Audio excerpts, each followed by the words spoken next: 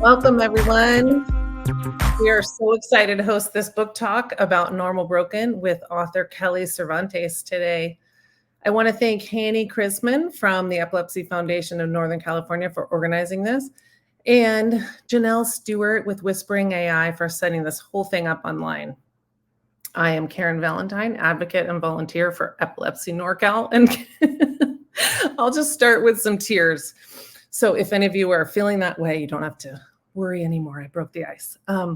I found Kelly's blog, Inchstones, after our 9-year-old son, Levi, had been in the hospital for 10 days with uncontrolled seizures, which at the time I thought was the worst experience of our lives. But there was so much more to come. I related to everything Kelly said in her book, and I was fascinated by how she managed, given the fame of her husband in Hamilton, epilepsy in and of itself, a long-distance move with 2 kids, and later grieving during the pandemic. I was so broken to learn of Adelaide's passing in 2019 at barely 4. It hurt. It made me angry that it related to epilepsy. Kelly and her family were living our worst nightmare. And then on February 19th, 2023, so were we. That day, our son Levi passed away from SUDEP. When Hanny from the Epilepsy Foundation reached out to me in February of this year about hosting Kelly for a book talk, I was already completely absorbed in Normal Broken. So my terrified answer was absolutely yes. We were just coming upon Levi's first angelversary that month, and I was feeling extra fragile, needless to say. But I knew that this would help me process and help me heal, because though I hadn't finished Kelly's book, it had already done that for me. During our prep meeting this week, I told Kelly that I'd actually just finished the book a few days ago, but that pace felt right for me. I started it 6 months into my grief journey, and as I slowly read the book, I felt like I was evolving with it. How crazy that just as I finish it, I'm hosting the author today. This book is truly a companion, a guide, a workbook, a friend. My copy is totally dog-eared and full of Post-its and notes inside. It's just that kind of book. So without further ado, I'm excited to introduce Kelly Cervantes, awesome mother, author, and super real, honest human being. Welcome, Kelly. Thank you so much. That's probably the best introduction I have ever had, and I'm just going to hire you from here on out. Oh, great. Thank you. Gosh, with the tears and everything. I was like, and everything, but that's like, there's nothing more raw and honest, and that's what we're here to talk about, right? So I got 2 words in, and they can't start coming. What can you do? You know? So what we decided to do today was we've got I came up with 10 million things I'd like to talk to you about, but I narrowed it down to about 8, and we'll go over those. And then we have a few passages from the book that we'll ask you to read, and we'll take some questions from the audience. So people feel free to type into the chat, and the questions that we don't get to today, we will have Kelly answer and send them to you in an email. So to start with, Kelly, basically the title of your book, Normal Broken, it just reminds me that I'm constantly thinking we need a new language for grief. Like Normal Broken is just so brilliant. Glennon Doyle uses the word brutiful, which is a cross between brutal and beautiful. And I feel that one a lot. You said at one point you felt grateful that Adelaide died in your arms, and there's no way that gratitude word means the same for you in that situation than anybody else. So what do we do? How do you feel about the words we have for grieving? Well, they suck. You're completely right. The English language, and maybe they had better words back when you mourned in full black and like actually removed yourself from society for several months. But if they had that language then, it is now lost to us.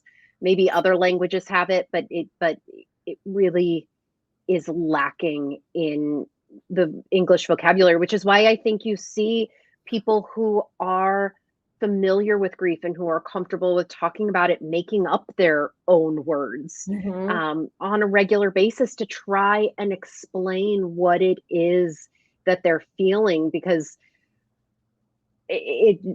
so many words don't do it justice, which I think is why this ended up becoming a book, because I needed that many words to try and Mhm. explain these extraordinarily complex, wildly contradictory feelings. Mhm.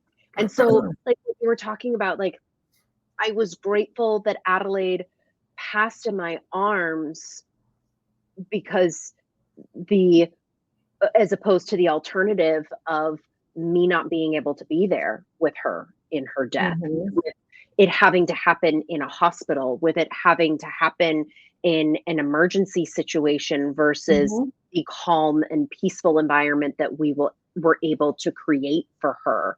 Um, so I am certainly not grateful that my daughter is not with us anymore, but you bizarrely look back on it, or I am able now, years later, able to look back on it and find these moments where there is some peace that I can find in those wretched moments. Um, and I, and that's not something that happens overnight. If you had talked to me 6 months, a year, even 2 years after Adelaide had died, and asked me to talk about that night that she passed, first of all, I would be entirely incapable of it. That's only something that I've been able to do within the last year or two. In fact, the chapter that I wrote in the book about her passing, that was the very first time I'd ever written about it, was for Oh. this book. I had never written about her death in my blogs. I had written about it for me in my journals, but this was the first time I ever wrote about it publicly, was for this book. And it was really because I was processing it in the moment while I was writing it. So, Mhm. no, we don't have words for this. And I think that we also have to give ourselves some grace, that we should not expect ourselves to be able to find the words immediately, that sometimes these words take time. Absolutely. Yeah, I thought of the word sad. I was like, "God, what a dumb word. It's so tiny." And then I decided sad stood for so absolutely devastated. Like, I okay, like well, that. now I can Yeah. use sad, but everyone else thinks of sad as just a little sad face. So, yeah, Meow. it's a process. And, Yeah. normal, broken, and beautiful are my two go-tos. So, then also in the title, it's when it's time to heal, but you're not sure you want to. So, Mhm. when is it time to heal? What is healed, and how could we Yeah. not want to heal? Like, just that subtitle is like, there's so much in There's there. there's a little bit to unpack, right? Yeah. I That subtitle, what came out of, first of all, obnoxious amounts of back and forth with my editor. Um, but we finally landed on that because she was like, "Why did you write this book? What how do you want this book to stand apart?" And what I realized is that, so my mother is a mental health therapist. When After Adelaide died, she just kept sending me books, grief books, across the spectrum, and I would get through like the foreword, a chapter or two, and then I would put them down and be unable to read further. And the main reason I discovered that was because all of these books assumed that I wanted to heal, and I didn't want to. And Mhm. so I wanted to write a book where that assumption was not made. The assumption that you wanted to heal was not there. We were starting before that. We were starting while you are still trying to get out of bed and brush your teeth, and you Mhm. haven't figured out that healing is even something that you are capable of or that you want to do. And when I talk about wanting to, um, I had this majorly conflicted idea of what healing meant. Um, I thought that it meant moving on. I Mhm. thought that it meant that I had to let go of Adelaide in some way, not forget her necessarily, but that there was this letting go that Yeah. needed to happen. And as far as I was concerned, I was like, she is my daughter. I am not letting go of a goddamn thing. Mhm. I'm already terrified because I know that some of these memories are going to fade and I have no control over that. That's just biology. So how dare you expect me to want to heal and lose a piece of her or lose a part of that relationship? And it wasn't until I heard President Biden, give a speech right before he was inaugurated. It was a COVID-19 memorial. And here was a man who lost a wife, he's lost a baby daughter, he's lost an adult son. So this man understands grief.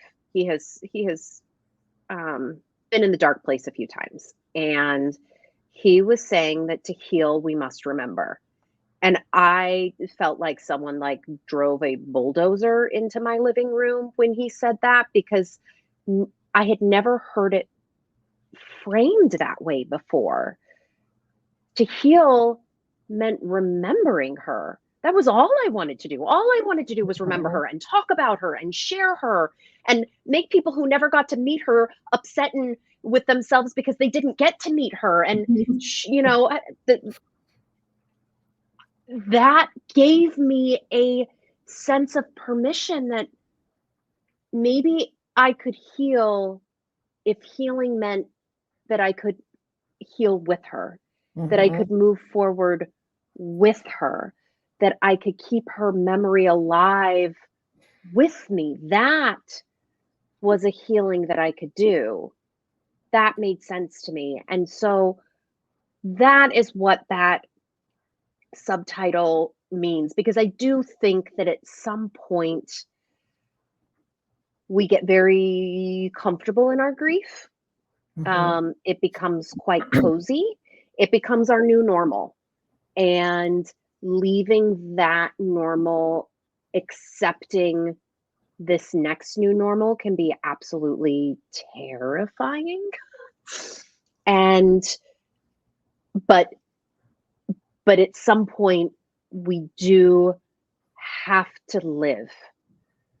I know personally that Adelaide would be freaking pissed if she is watching me and she's like, well, I only got 4 years on this planet and you're getting, you know, upwards of at least 42 now, and you're going to sit around and mope and miss me and not live your life. How dare you? How dare you not live your life when I didn't get to live more than 4 years of mine? And, you know, we talked about this, Karen, a little bit in our original call, where it's a harsh reality, but grief is super selfish. And I don't mean that in the way that it is bad. We need to feel it. We need to process it. It is incredibly valid. Our grief is so very valid, but it does not benefit our loved one who has not passed. And it does not benefit the people who are still in our lives who need us and love us. And so there does come a point where we have to make a choice, and it is a decision. We have to make that decision to start the healing process, to start that journey. And it is going to last for the rest of our lives. I will be healing forever. I will be surviving without Adelaide forever. I will never be over it. I will never be recovered. It is always an ing. I am always in, surviving, living, growing, learning. That it's a constant state. And but we do have to make that first step toward that. And so that's what that subtitle means. And I think sorry, that was a very long answer. No, it all makes so much sense. And I think like one of the important things is that only you can decide when it's time to shift, right? Yeah. And I think of things as just shifts and changes, not as like, that's the end of that section, we'll move to this section, right? And nobody else can tell you you need to move on now, because that's not what's happening. And I also appreciate that Joe Biden quote about, you know, to heal, we must remember. It helps you know that you can move forward and you can keep your person with you and love and remember them and celebrate them while you're your soul is healing and evolving into this new person, which is another topic of my questions. But we'll get to that. One of the biggest things that I took away from your book, and I talked to a lot of people about, was the concept of comparing grief and grief hierarchy, and that people see child loss as the greatest grief. And I think I told you, I was like, what the hell? How can you say that is not a good thing? Because I felt like every time somebody was aghast hearing about our loss, it was very validating for me. But then I read more about, what you were saying, read you had another blog post about it, and it was so interesting. I hadn't thought of things in that way. So anyway, I'd love for you to expand a little bit about that grief hierarchy that people. Yeah, the grief Olympics. It's not necessarily the most popular stance, I think, to take, especially those who have lost a child. But I do not believe that any sort of grief hierarchy benefits us in any way, shape, or form. And the reason that I say that is multifaceted. One is that from my experience, yes, it can be validating for you, but it can also be, I experienced it to be slightly ostracizing, because you take Hamilton, for example. The song after Hamilton loses his son, sorry, spoiler alert, it's called The Unimaginable, right? It is talking about child loss as the unimaginable. The thing is that it's not.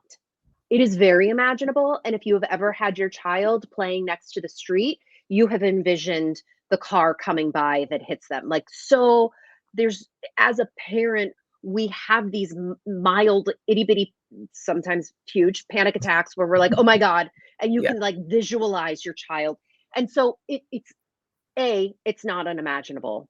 B, by labeling it as such, by saying that this is the greatest grief, that this is the worst thing that could possibly happen, it allows people to distance themselves. It allows people to be like, I'm not going to go there. This is too much. It gives them permission to not be present for your grief, because it's just too much, and they feel like they get a pass because it's unimaginable. Oh my goodness, I can't even, that's too much. I can't. And so they distance themselves and they feel like they have an excuse because, oh my goodness, it's the worst ever, right? And so it becomes ostracizing. Whereas I think sometimes if you were to lose a parent, someone might relate to you because they have also lost a parent or a pet or a friend, but they will not make that attempt to sit with you in that grief because it is just too uncomfortable for them. And they feel like society has given them permission that it's too uncomfortable for them. And so they get a bye. And that's the thing. It never occurred to me until it happened. And Mike and I had this conversation because we have friends that lost two children. And we felt that way towards them. Like it was so overwhelming. And, we definitely felt like pariahs in the epilepsy community because all of a sudden we represented, I used to walk around and represent, you can live with this. You can live with this. It sucks, but you can do it. And you join this club of all the people with epilepsy and all the parents, and it'll be okay. And now I walk in with the big scarlet letter and it's like, it's really awful. The flip side is I've had so many people come and whisper in my ear and tell me about their traumatic child loss. That I'm like, whoa, why is this a secret? No, it's not a secret when your parent dies or your aunt or uncle. Like because we can't make other people uncomfortable with it. Yeah. So we hide it. So we put it under. So we become afraid of making other people uncomfortable. Whereas I feel like other types of grief are more acceptable to talk about. And I think so much of that comes from this labeling, this Great. I won the grief Olympics. I have this shiny gold medal. And what has it got me? It's gotten me a vow of silence because I make too many people uncomfortable if I tell them I have 3 children and one of them died. Yep. Yeah. So that was a huge one, and it has been the topic of so many great discussions. Another thing that comes up in your book is that we've been forced into retirement and we've lost our jobs. So we were parents and caregivers to these Yep. medical children. And so just after Levi died, a friend of mine had a baby, and I was watching her grow into a mother. And she was talking about matrescence, which is the physical, emotional, hormonal, and social transition to becoming a mother.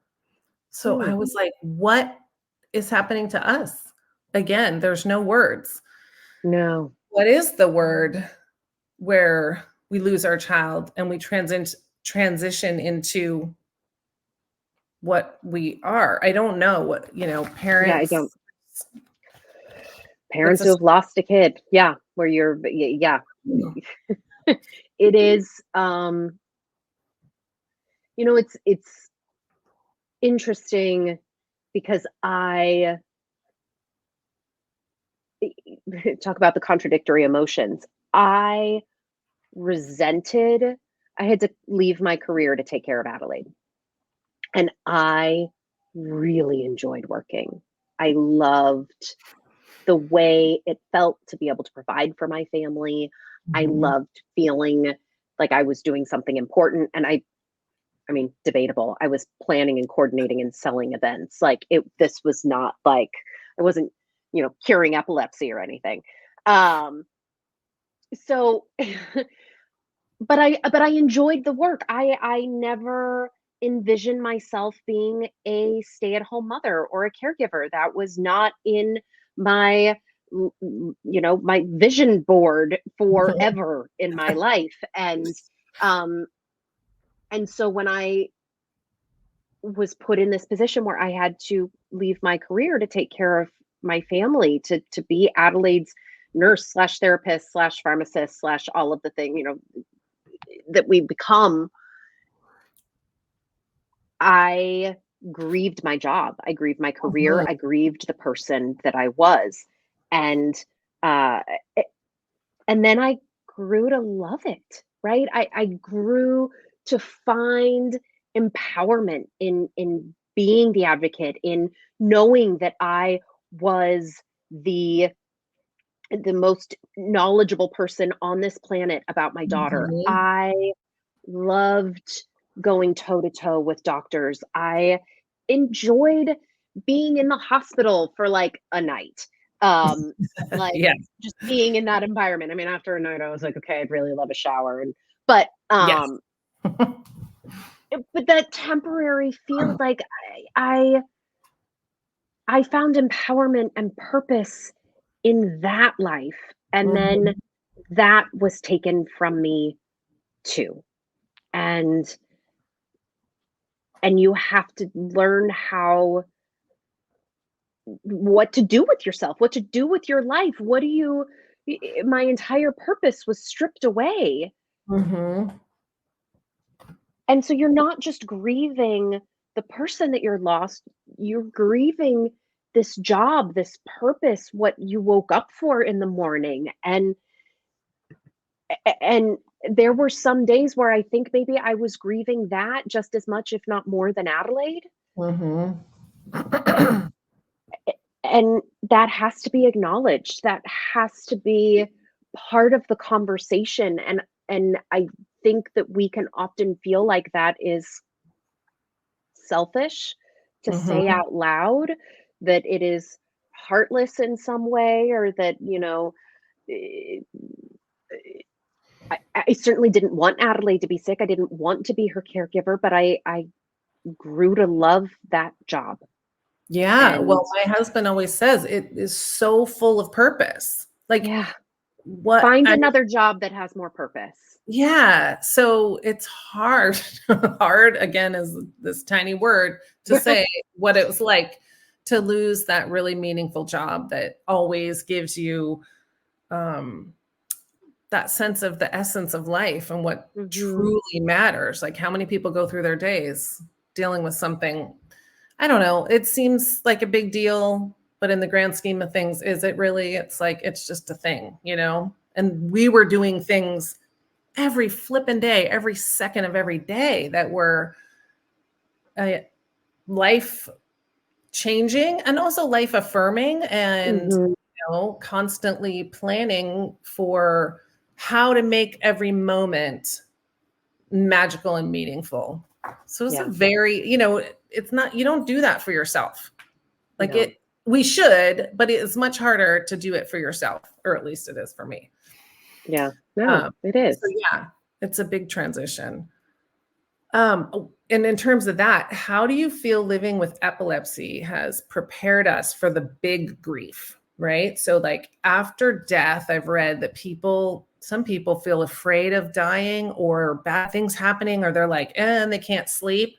And Mike and I felt like, whoa, after living every night, waking to seizures for like 16 years and resuscitating our son, nights are very quiet. And I know you talked about Adelaide's machines and when they were gone. How did nighttime feel to you, and how did living with epilepsy prepare you for this big grief? Well, first of all, I think it took me a year or two before I could sleep through the night. I Mm-hmm. was so used to only sleeping for 2 or 3 hours at a time and sleeping so lightly in case an alarm went off. Yeah. So it took me years to sleep train myself. Uh, Epilepsy, I say that I was grieving Adelaide years before we lost her.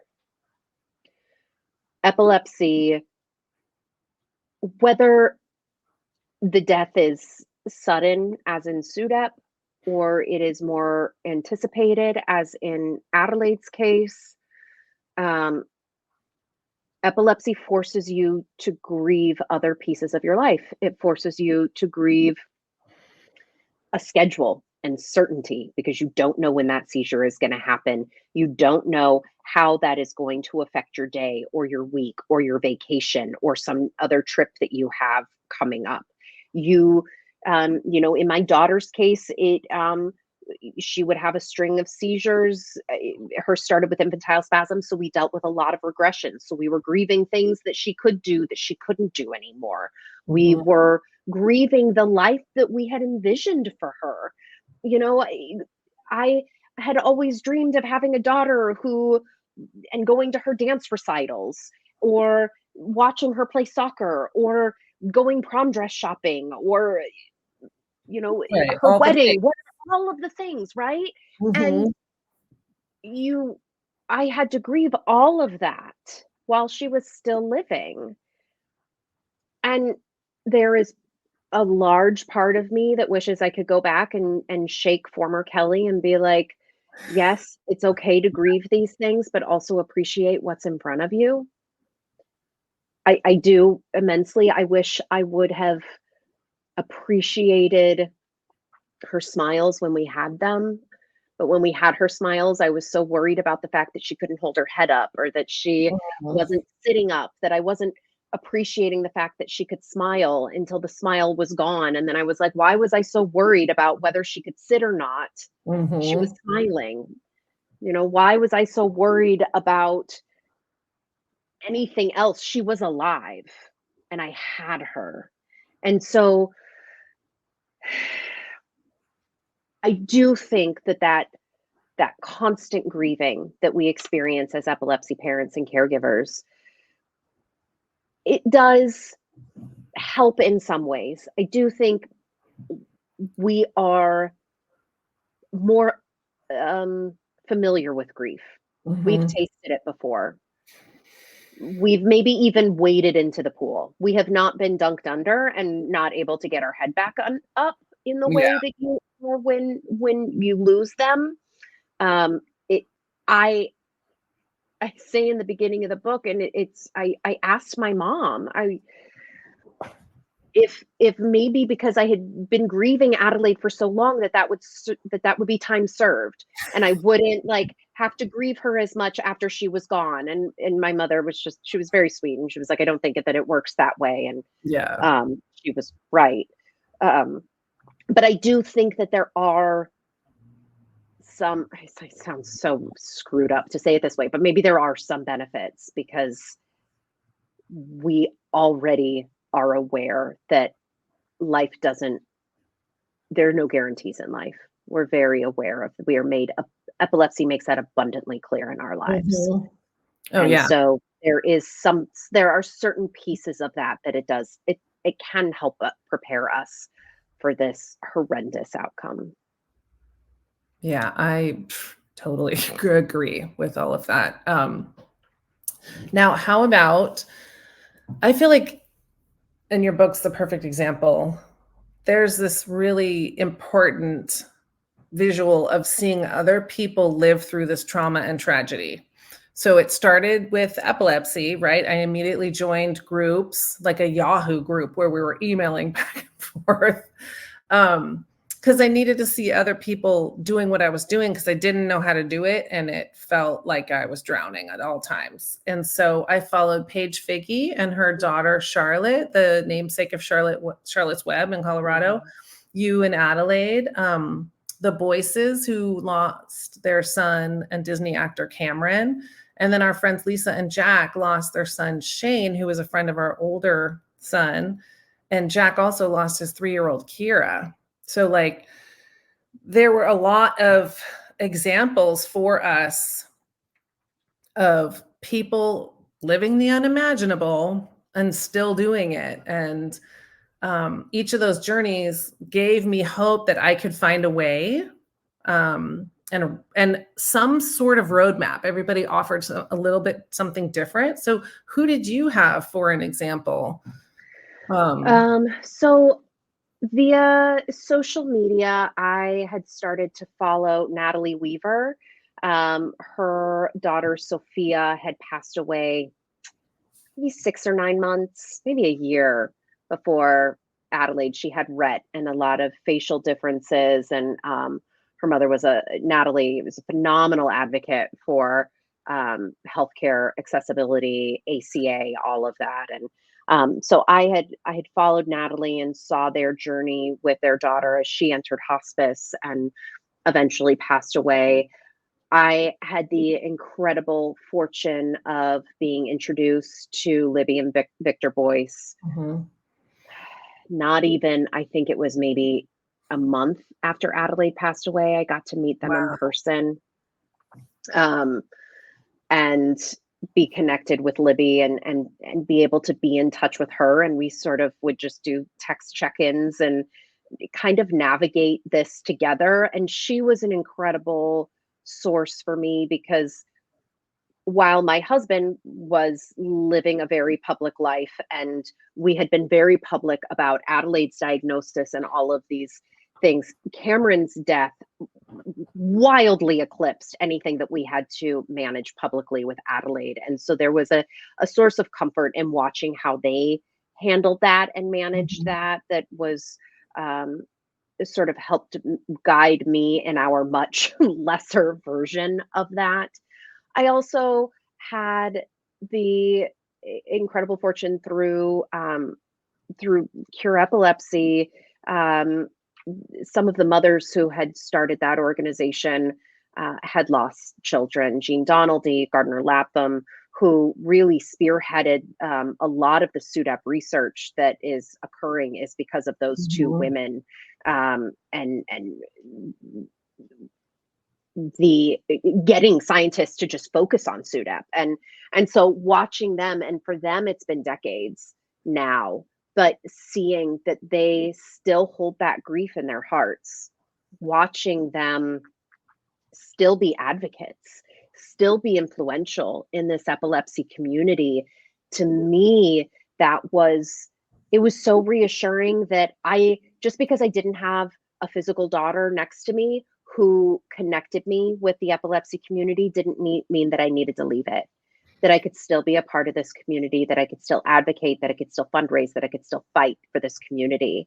And also seeing that they still kept their children's memory alive, that they still talked about them, that they still fought for them decades later, and that was just so reassuring to me that they still have that fight in them. And I'm sure that it has come and gone in waves, and they probably had years where maybe they were less active than others, but knowing they were just a phone call away, that they were still invested, made me realize that losing Adelaide didn't mean I lost this community. It didn't mean that I had to give up the fight. It's massively important. And, when we talk about this being unimaginable, I'm sitting here looking at the list of all the children that I've seen go. I didn't even mention, I have a friend in New Jersey who lost her 19-year-old and Nielsen, and she immediately started texting and supporting me and connecting with me in such a different way. And I realized, God, I never did that for her because I didn't know what to do. Right. And so these examples that you can still get up. I mean, you and I, we've all had our days where we cannot move, we cannot talk, we cannot get dressed. Like, I just want to melt into the floor and never show up again. And then that I know that will pass, and that there's these people out there that will support me. And I can say, oh my God, I'm a wreck.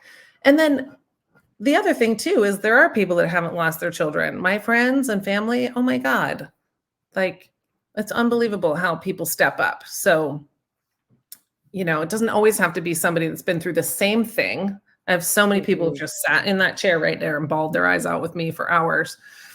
And that's just, it's less about understanding and more about a willingness to be present.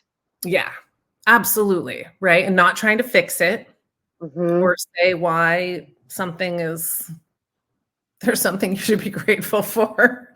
Right. Trying to find the silver linings. I'm like, there's no silver linings. My kid is dead. Like, there's nothing. There's nothing you can say here that is ever. No. You can just leave that right there. Just stop. I'm going to stop you right there.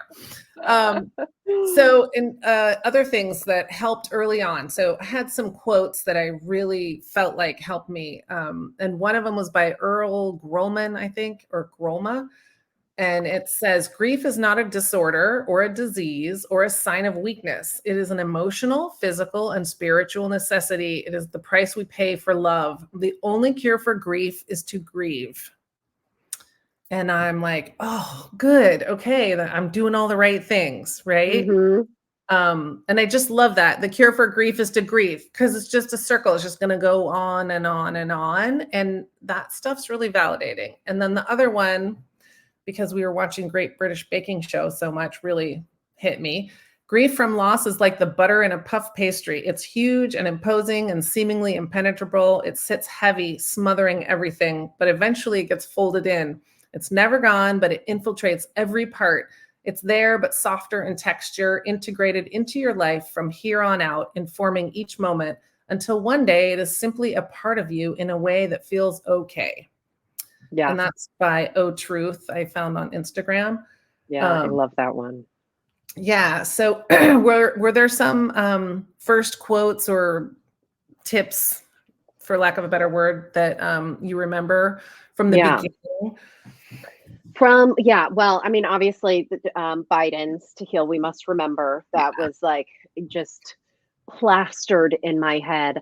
I also, and this is going to sound silly, but I got there's one in a saying in a fortune cookie that I got. It was heroism is endurance for one moment more. And I was like, that is what it is. It's this idea of going back to the like inch stones, where you just it is one moment at a time, and that and that effort of surviving one more moment can feel heroic, and that's okay. Like, it is, we are going a moment at a time. Exactly. And that is enough. Later on in my grief journey, I came across a quote I'm going to butcher her name, and she's a British psychologist. I quote her in the book too, where she said, "It's okay to be okay." Oh yeah, I And like that that. was revelatory to me because I was very familiar with it's okay to not be okay. Mhm. But eventually I got to a place where I felt immense guilt when I had a good day. Right? You're And I fucked no was like, matter what you do. no matter what. I was like, well, this sucks. And Yeah. then I saw that and I was like, oh, right. Mhm. It's okay to be okay. That's there's nothing wrong with I was so caught up and worried that like people would think I was over Adelaide or over my grief, or that I should, because my grief was unimaginable, because it was the worst of the worst, that I should be like a uncontrollable grieving mess for the rest of my life. And if I wasn't doing that, then I wasn't honoring Adelaide in some way. So this idea that it's okay to be okay, I was like, oh All right. yeah, Yeah. yeah, okay. I, That's okay. a I good think one. maybe I'm Take ready your for good that. days when they come, right? Yes, and it's okay. You don't have to feel guilty about it. You don't have to worry about what other people are thinking or what you should be doing or should be feeling. Mhm. Stop shooting yourself and just Yeah, exactly. be. Yes. So good. I had a couple other things, but I'm going to skip over to the passages that I wanted you to read really quick Mm, so we can get to some mhm. questions too. And one came up in the comments too. So we had talked about page 106, Yes. um, where you start with that explosive moment, I think, where you're Yeah. in So the in car with your mom. scene, yeah, I'm in the car with my mom. It's like the first time I'm in the car since Adelaide has died, and I um lose my shit with her, because the handicap placard is hanging from the rear view mirror, and she does not take it off fast enough. Um, so take that explosive moment with my mom in the car. I knew that my rage had little to do with mom not taking the placard down fast enough, but it would take time alone, painfully reliving and writing about the moment, to understand that my anger was fueled by how I was forced to accept that we no longer needed the disability sign, that my disabled child would never travel by car again, that I could no longer lay claim to this widely known symbol and corresponding community, which itself is ridiculous because I cried when I received our first placard, not wanting to accept that we needed it. These emotional contradictions had only been kerosene on the already temperamental fire churning inside of me. Yeah, that hit home. We didn't have a disability placard, but it's those things like, oh, we're never going to go back to UCSF, which Levi called the Mhm. hotel. I'm like, son, it's not a hotel. He's like, it feels like a hotel. I'm like, I know, it's amazing and they're nice, but we shouldn't want to be there. But he loved it, and now we don't get to go. And I'm like, I don't want to, like, I want to go there, but I don't want to Yeah, go there. It's that exactly. I get it. I so mind get it. mind screwing. So I Yeah. thought that was a beautiful description, and also just that where your grief just comes raging out in some crazy direction one day, and you're like, sorry about that. Yeah. Thanks for your patience with me, mom. Sorry. I yelled at my mom about a cabinet that she bought that I didn't like Mhm. a lot of times until I realized it wasn't about the cabinet. So, Yeah. mom, if you're listening, I'm sorry. Yeah. Um, One of the other pages I wanted you to read was page 180. However, she admitted to me, and I Yes. really like this because you just touch on this, and there's a ton of books written about this, and you just touch on it a little bit. Yeah, so this is part of a conversation that I have with a fellow lost mom who actually started a grief retreat that I had attended. Um, and to this day, we still meet up regularly for breakfast or coffee, and just sort of chat about where we are in our lives and our grief journeys, and help each other keep our kids memories alive, even though we never knew we met after our children had passed already.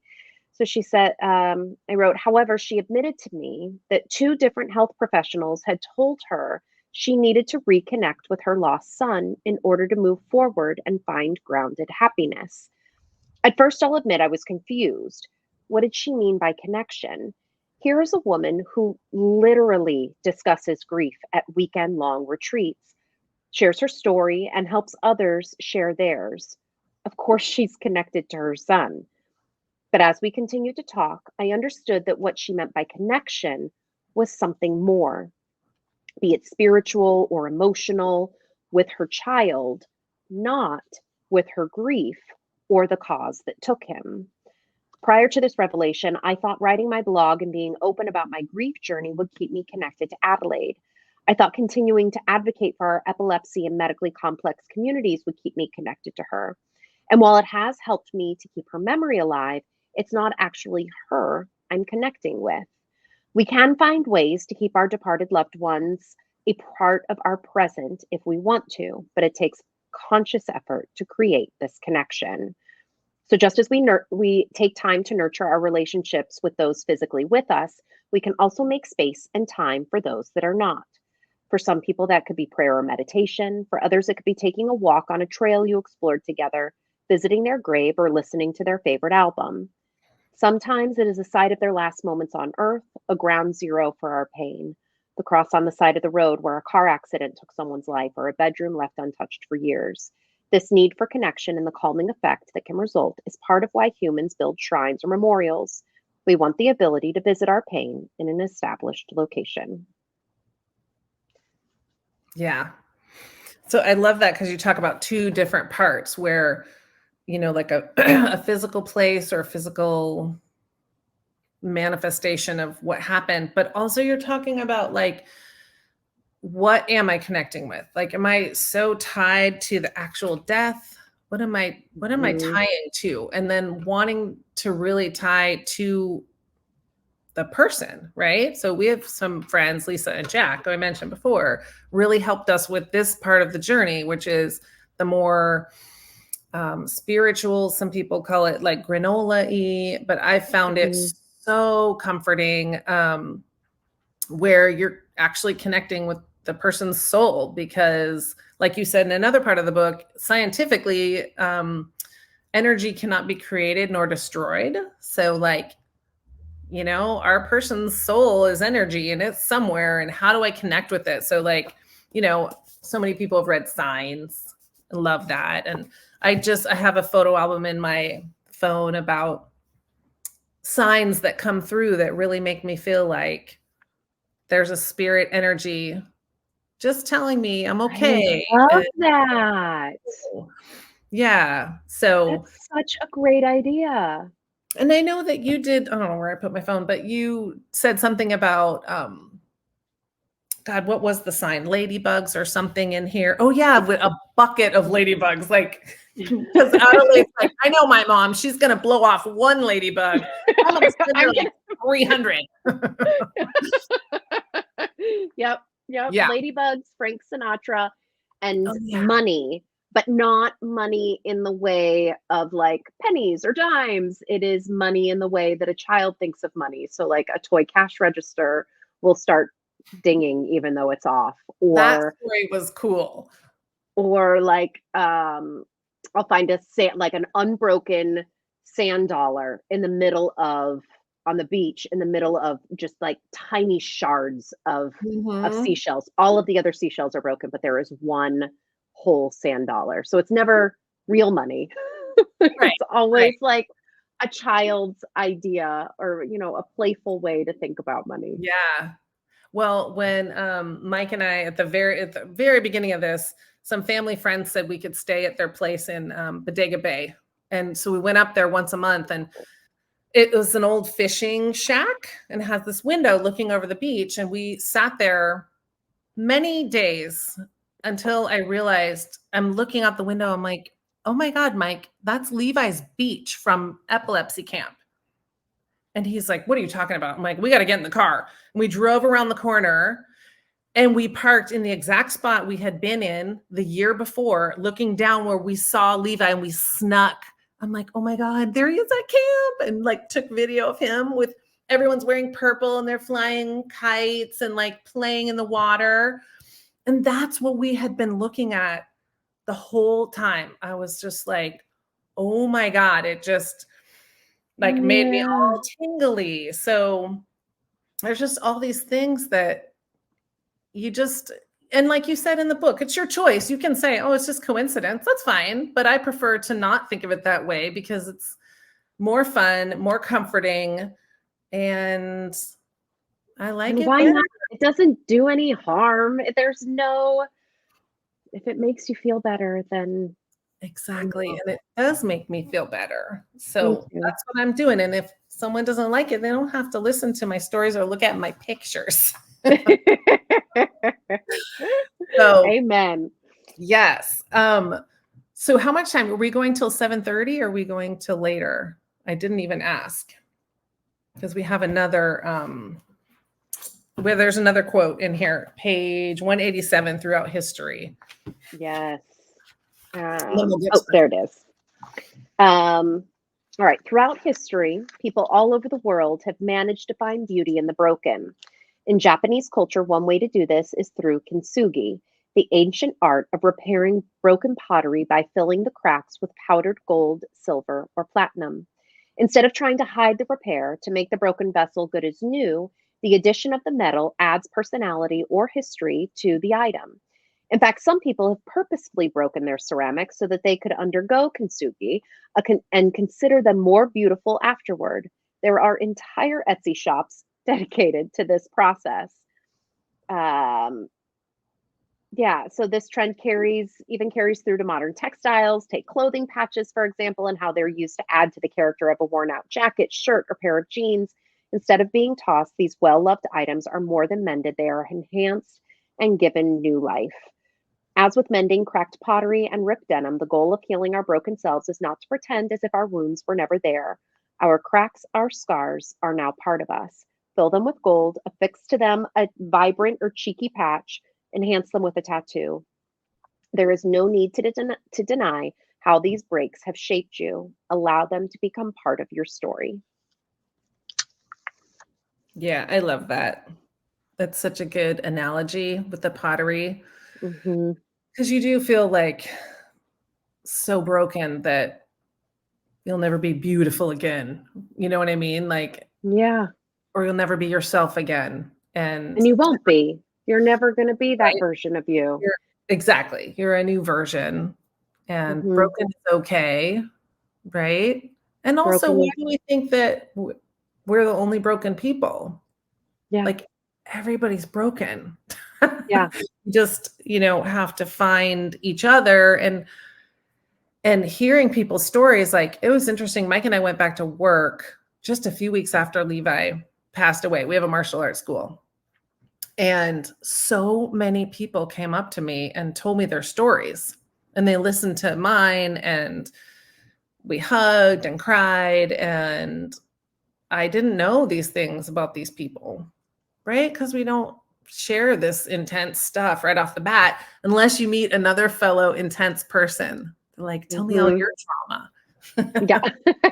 Exactly. Which happens Exactly. sometimes. Yeah. And just feels good and less alone, You get to feel a little more normal in your brokenness.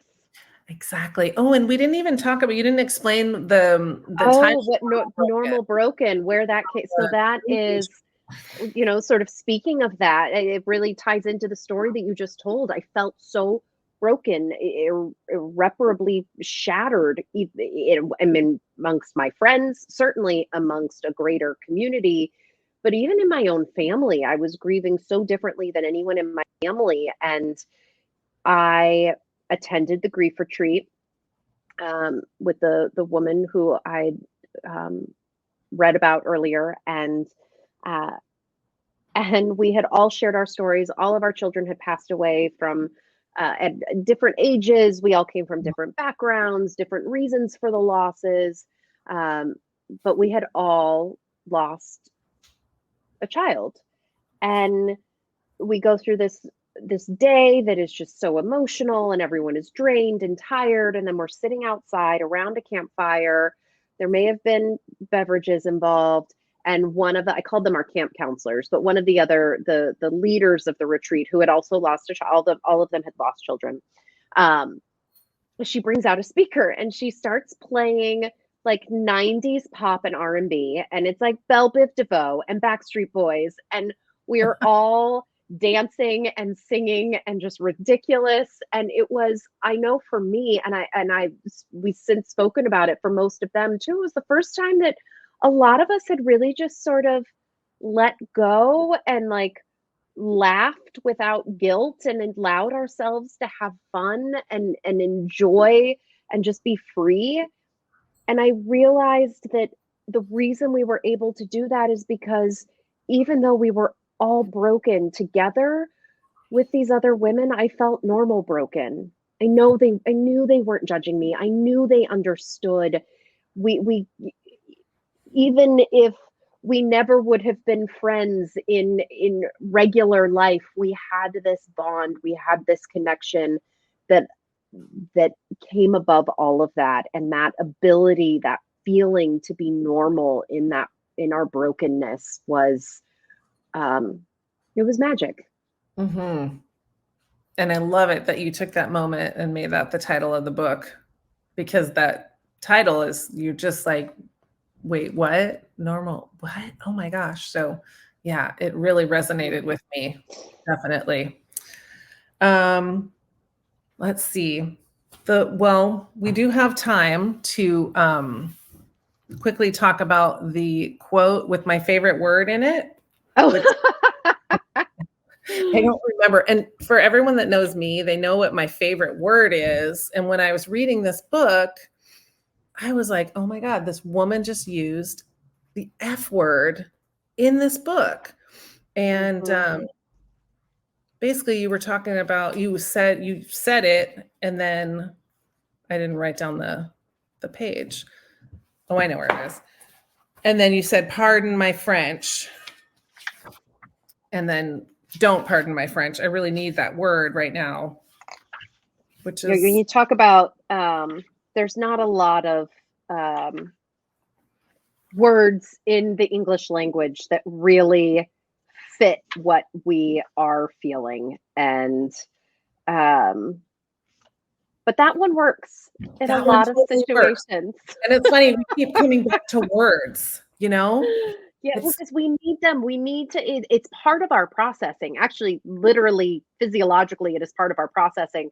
We have to put it into words, whether it is in writing, whether it is in speech, in talk therapy, whether it is, even if you're just like trying to think in the shower, you putting words to it moves it into a different part of your brain, so that you are not just emotionally reacting to it. It actually moves it out of that place so that you can sit with it and live with it and move forward with it. And so we need words, quite literally, in order to heal and to process. Words are necessary. Yeah, and I love, there's a chapter 2 where you talk about when you write, you basically create your own grief guide. And I have done that. I write inconsistently, but I write and then I reread my stuff over and over. And yeah, you said writing lets anyone become their very own grief guide, which is something the independent and stubborn sides of my personality find particularly satisfying. And yeah, I definitely agree with that. And then, back to the word fuck, it just feels really good to say. It has like a punch. I found it. I found the part. Here's the thing. Grief journeys can be really fucking dark. Pardon my language.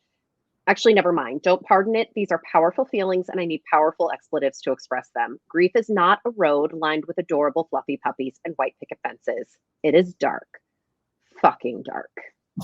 Yeah, I know. Every time I'm like, yes, fold this page. Yeah, I really appreciate that. All right, so I had lots of other questions, but we have questions from the audience, and there's one that just popped up in the chat from Tasha. I don't know if Janelle back there Yes, can see. I Look thought at so. that. Tasha, how would you describe how you felt once you got the identified gene for Adelaide's? Oh. Did it provide any comfort or closure? Yeah, so Adelaide, as a little backstory, was undiagnosed for the entirety of her life. We didn't know what was causing her myriad of symptoms.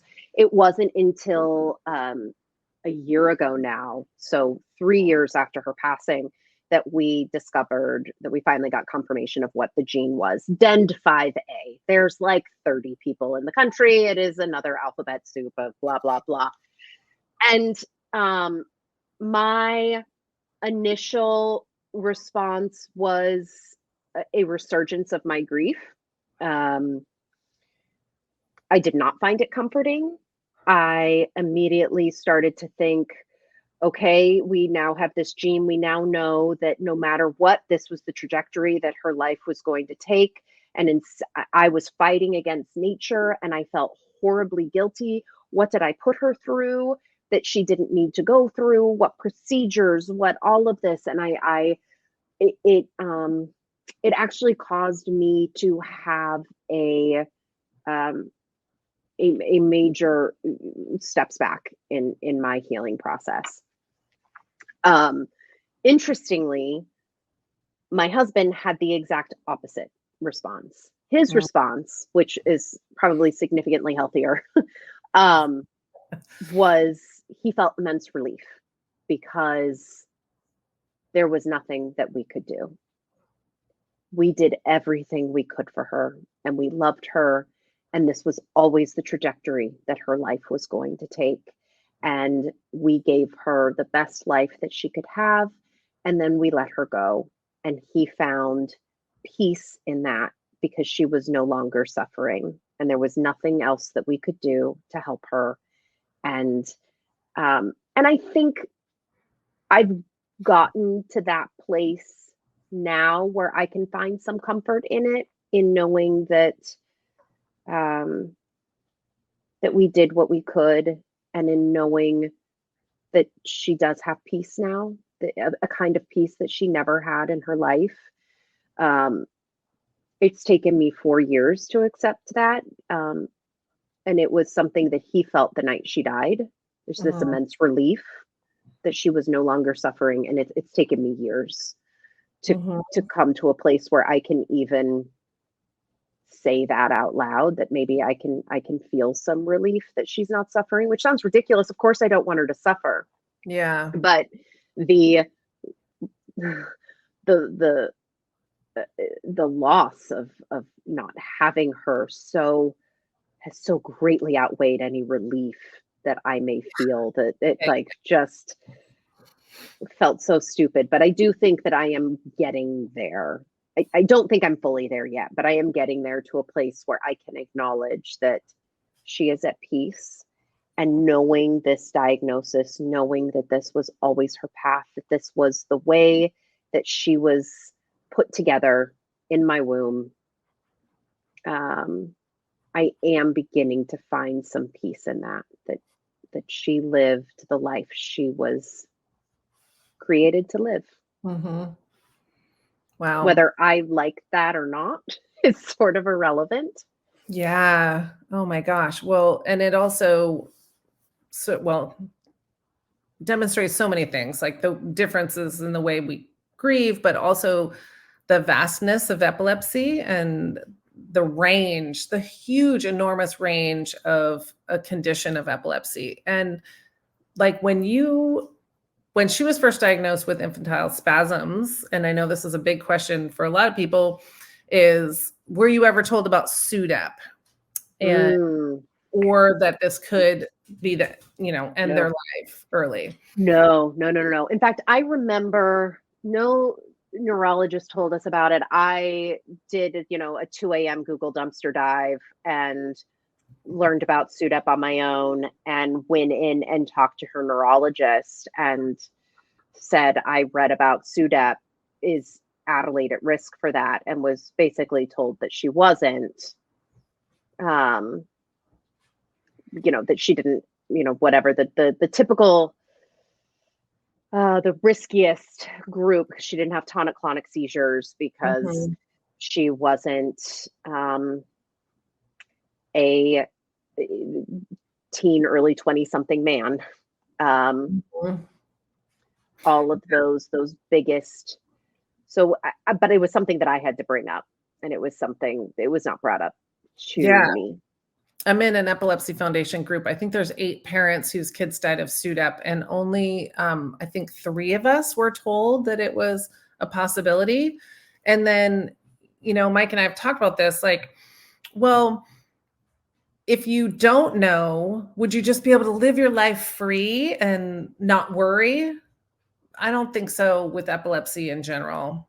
But No. knowing, does that like crush your soul? I don't think so. I don't know. I felt like we just were like, we got to do everything with this kid. Like, we're going to go to Disneyland all the flipping time. We're going to buy all the Legos, and we don't know. We just don't know. And Yeah. he was diagnosed with something called MBD5. It was initially, his diagnosis was DOSA syndrome. Mm-hmm. And then as he got older, they were like, no, it's just this generalized effed up thing that's probably caused by this gene, like you said with Adelaide, that like, Mm-hmm. a handful of people have. And yeah, and it's a weird feeling. You're like, I don't know. I think I try not to think too much about it. And we just tried to live with every day full of gratitude and joy, because that's how our son lived. But, Mm-hmm. I wonder for other people would, if you got a cancer diagnosis, the first thing you ask is, what are my chances of dying from this soon? Right? So like, why don't we Yeah. do that with epilepsy? Yeah. Yeah. So another question just came in, and thank you everyone for writing the sweet comments in here, thanking us. Yarrow Janelle has a question. Thank you, Kelly and Karen. My question for Kelly is, do you have a ritual or self-nudge when and if you're experiencing writer's block? Ooh. I sit down and I just start writing. And it like whatever comes to my mind. So I write a weekly blog, and Inchstones by Casey. And there have been many a week where I've been like, I have no idea what I'm going to write this week. And I will just sit down and be like, you just start typing anything, whatever goes through your mind, just make that come out. And the first paragraph may not make it into the blog, but usually by the time I get to like a second paragraph of nonsense, like I can find a kernel in there that then evolves into something else. But the biggest advice I have is to just put your fingers on a keyboard and see what happens. I have a note in my phone where I just write down thoughts that came through my mind to write about later. Yes. My Yeah. notes app is just cluttered and crazy and bizarre. And I don't think that anyone would understand it. And sometimes I don't even understand it, but I know that I thought I was brilliant when I was writing it. Yeah. Oh yeah. Right. Drury, I don't know if I said your name right. How do we follow you to hear more on Instagram? Yes, Instagram. Kelly. Here, I'm going to put it in. Let's see here. I'm at Kelly GC 411. Did that go into the chat? Yes. No. There it is. There it is. Yep. Okay. Yeah. So that's Instagram. Also, same on Facebook, and then I'm on Substack as well. You can search up Kelly Cervantes, and then my website as well, which my blog is up on there too. But through Substack, you can get my newsletter, and I also post the blogs on Instagram and Facebook. Awesome. We have some other questions that people sent me directly. My stepmom in Sacramento asked, what is your reason for writing the book and what motivates you every day? My reason for writing the book was I needed to find a new purpose and a new job. And this one felt natural because I had already been writing the blog. I started it while Adelaide was alive, and then I kept it going after her death. And it was the one part of my day that I truly enjoyed and I found purposeful. And I decided that if I could turn that into a career of some sort, or if I could find a way to help financially contribute to my family through that writing, through that grief and what I had learned, then that was something that I felt like I could find purpose in and work that was valuable to me. And then what motivates me every day? Many things. Predominantly my two children that I still get to be the parent of on a daily basis, Jackson and Anessa. But also being able to share Adelaide's story and to keep her memory alive and to keep going, because like I said before, she'd be freaking pissed at me if I didn't. I there's nothing like losing someone you love to develop an appreciation for life and how short and how sweet it is. And I do appreciate that I have gotten to live this life, and that, you know, via Hamilton and my husband, that we have been given this platform. And I feel an immense responsibility to do something with that, because for whatever reason, some people listen to what I have to say and give me any microphone, and I'm going to talk about epilepsy, and I'm going to talk about grief, and I'm going to talk about these things that have shaped me and are important to me, because I know that they have shaped and are important to so many other people out there. Absolutely. Another question was, well, two things also for my stepmom.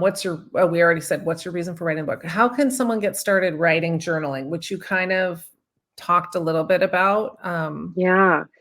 Well, conveniently, if you buy the book, there are writing prompts after each chapter to try and get you started. So again, it's just buy a fresh new notebook and just start writing in it. Or there are incredible tools out there where journals that give you prompts, like guided prompt journals. Even on my iPhone now, there's like the journal app in your iPhone and you can set that so it gives you prompts. It'll be like, oh, you were at coffee at Starbucks today with, write about your experience at Starbucks. And I'm like, okay, it's kind of creepy, but there's so many tools out there now that can help you with the prompts and give you ideas of what to write about. But the most important thing is just carving out that time and setting up that schedule and that habit and that routine to just do it. Was it you that said using talk to text? Yes. Because I know when I get an idea, I just open that app and just blather into the phone, and it doesn't make a whole lot of sense, but at least I captured that idea to go back to later. And I think that's incredibly helpful for people, especially like you have writer's block, or you just can't, for whatever reason, the motivation to like pick up the pen is not there. But sometimes you can talk to text. It'll help you out every time. Yeah, start jabbering. It's like an artist, right? There's a blank page, and it's so hard to put the first pen or paintbrush down. Another question, you mentioned in your book that one of the ways you grieved initially was by turning your grief into something productive, like writing this book. How easy or hard was it to share your story with the world? And if the latter, how did you get through that? So I don't know if this is weird or normal. I don't really care. I found it was easy. It was easy for me. I'm like, is that something I need to be self-conscious about but I actually don't care. loved the process. I love talking about Adelaide. I love writing. I love all of that because A, it helps me process, but B, it connects me with other people. Every time I write a blog, every time I meet people who have read the book, we get to have these incredible conversations like you and I are having right now, Karen. And Mhm. like it warms my heart, and it is just as rewarding and fulfilling for me to be a part of it as I hope it is for anyone who is reading what I put out there. So I maybe I just don't have a lot of shame, or I but I don't have a problem sharing. I never have. I I find it so valuable for my own emotional health and well-being.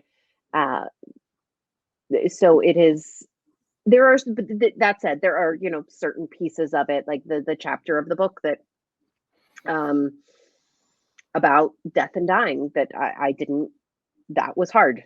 That one was Mhm.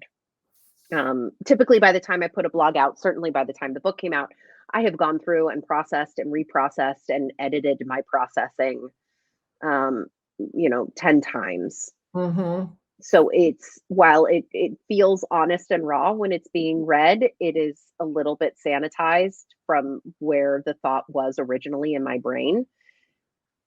That chapter was a little different. That chapter didn't get the full sanitation treatment that I think a lot of the rest of it did, which made it more difficult to write and to share.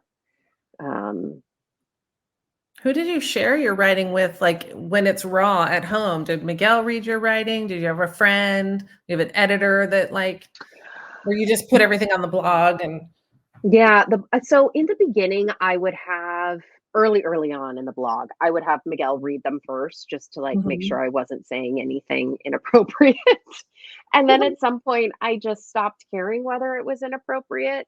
And I just wanted to put it out there. It was important to me that there was a raw and honest element to it, that because that being genuine was that's what I think people connect to. Mhm. And so I didn't my voice is strong, and I that's a really important to me. So no one reads the blogs before I post them now. It is just me. With the book, it went through me, it went through my agent, it went through my editor, and then eventually I had Miguel read it, my parents, a handful of friends, and write other writers that I know and respect, and um, just to get thoughts and feedback. And if something Mhm. didn't land right for someone, or someone took offense to something, then I knew about it, and I could decide whether I was going to edit it or not. But Yeah, but keeping it genuine and honest, and keeping it my voice and my intention is so important to me, because I don't think that people will connect if that's not there. absolutely. Well, and you won't connect with it either, Mm-mm. and it won't come out. Um, Nobody asked for this, but I'm gonna ask. Can I see your ladybug tattoo? Oh my goodness, yes. Where is it? Oh, here we go. There Where's my it is. camera? There we Oh, go. it's so Oh, there cute. we go. Yes. Yeah, Like, I it's in an always awkward spot for me to. But yeah, there yes, she that's a good is. ladybug, and it's right under ladybug here. Yeah. I love seeing Yeah. people's little tribute tattoos, and I used to always, Yeah. ask about just epilepsy before, um, Levi died, and now I'm so fascinated by what people choose to, um, tribute their I loved ones with on their body yeah. I forever. love it so much. Yes. Yeah. Let's see, do we have any other questions in here that we missed? Oh, Drury, how do am I saying your name right? I don't know how to. I suppose you could. I have a private uh Instagram. I'll put it on here that I've been thinking about doing something bigger because I had started a program called 26 Rounds to Fight Epilepsy. That was back in 2016 2016 after Levi was in the hospital, and it was terrifying. We thought, oh my God, we're going to lose him. And then everything went off the rails from there. And so I had started this program so that we could use our martial arts school to raise awareness and funds for the Epilepsy Foundation, and specifically for their Camp Coelho, which was Levi's home away from home. And so I do have that 26 Rounds to Fight Epilepsy on Facebook. I don't have it on Instagram, and I've been trying to get inspired to kind of rebuild that. It's hard. It has a lot of memories attached. So we'll see where that goes. I'm just a baby on this journey, you know? And thank you, Janelle, for saying I'm an amazing writer. She is. I've asked her to do a guest blog for me on my blog. Now it's out there. I'm holding you accountable. I already have the first draft done. Ah, you're amazing. Yeah. I was so into it. I'm like, oh, heck yes. And I've been trying to get back to writing. And so this was the prompt that just kicked me in the butt, you know? Yes, please. Anyone else who is listening, I am always looking for guest writers for my blog. So please reach out to me if you have any ideas. Raw, honest, 700 to 800 words. Send it my way. Easy peasy. I love being right. I love being able to share other people's experiences and journeys and stories. And so, yeah. Oh, yeah. That actually was another question. Are you going to publish more? And Natalia said, are you thinking about any other next projects? Big news coming, hopefully in the next week or two. So stay posted. Follow all those socials. There is a new project. But until ink is dry, I'm hesitant. But yeah, there's I'm gonna be busy with my computer this summer. I will say that. So exciting. Oh my God, I cannot wait. So I don't know. Do you have any questions for your audience, Kelly? Before I close? No, this has been absolutely lovely. I want to thank you and EFNC, honey, everyone who came tonight. This has just been such a great conversation, and I'm so appreciative to everyone for including we are me so appreciative of you, for sure. I was really nervous, but very much looking forward to this and hoping that you were exactly the way I had pictured you, because you are just the way your book is written. And I love it. It's totally working. The conversation is just, it's so easy to talk to you. So before I turn it over to Hanny, I want to close with a quote from our son from epilepsy camp. Deep breath. He would sit around the fire and they would pass this thing. Everyone got a turn to talk. And Levi would stand up and say, I'm glad I have epilepsy. Otherwise, I wouldn't have met you amazing people. You're awesome. And I'm not glad about epilepsy, but I'm really glad that it brought us together. And I'm really appreciative of you being here. And you are definitely awesome. That is something that my son loved to yell to everybody, the mail carrier, the manager in the grocery store, grandma and grandpa. I mean, you name it. We all, in fact, my husband has "You're awesome" tattooed on his wrist in Levi's handwriting. So it is my son. Our other son actually has his birthday, and a couple other people got "You're awesome" on their arms. So I love that. You're awesome, Kelly. And thank you so much. So with that, I'm going to turn it over to Hanny from the Epilepsy Foundation. Hi, Hanny. Hi, thank you all so much for attending. My name is Hanny Chrisman, and I also first joined EFNC as a volunteer 12 years ago, as my son was also diagnosed with infantile spasms. And now I'm serving as a volunteer board member with the foundation. And I met Karen and Kelly through being a part of both our local and our larger epilepsy community. And it's been such an honor to host these two amazing moms tonight. So just want to share a little bit. EFNC, we serve the entire epilepsy community from Fresno to the Oregon border. We provide services and programs such as seizure first aid trainings, support groups, weekly therapeutic art, educational community conferences, and youth and family camps, which Levi was a regular camper at. and also awareness events such as our upcoming stroll at the San Francisco Zoo on June 15th. So I just want to share, to learn more about us and participate in more of our events, please visit our website at epilepsynorcal.org. We have it, and the link is in the comments as well. And Normal Broken is just an incredible book for everyone, whether parenting a medically complex child, adjusting to new normals, or experiencing grief. And I highly recommend picking up a copy if you haven't already, and sharing it with your family, friends, and the community. And that link is also in the chat. This recording will be available on the EFNC YouTube channel about a week. We'll send out the link to everyone who has registered. And thank you again for joining us tonight. And a special thanks to both Kelly and Karen for sharing so openly and so fully with us today. Thank you. Thank you, Hanny, for putting this together. We so appreciate it. Thank you. Thank you. Thanks, everybody. Good night. Thank you. Have a great night. Good night.